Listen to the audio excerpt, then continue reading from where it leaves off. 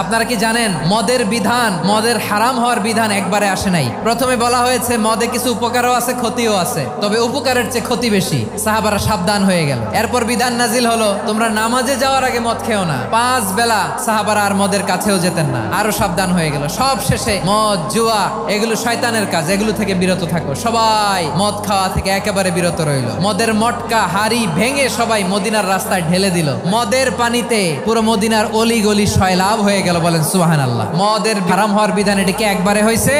না। আমাদের কাছে অনেকে আসে, আয়সা বলে হুজুর আমার মেয়েটা পর্দা করে না, ওর জন্য দোয়া করেন। তা আমি বলি বয়স কত? 22। তো 22 বছর বয়স আগে কি করছেন? আগে পর্দা করাইছেন? না, করাই নাই। তো এখন তো আর হবে না। এখন তাকে আস্তে আস্তে বুঝান, মারে একটু মাথায় কাপড় দাও, একটু হিজাব করো। ওইটাতে অভ্যস্ত হয়ে গেলে এরপরে তাকে নেকাবের দিকে আপনি আহ্বান করেন। ওইটাতে অভ্যস্ত হয়ে গেলে হাত মোজা পা মোজা যদি করতে চায়, এইভাবে গ্রাজুয়ালি। একবারে ইসলামের সব মানুষ মানতে পারে না।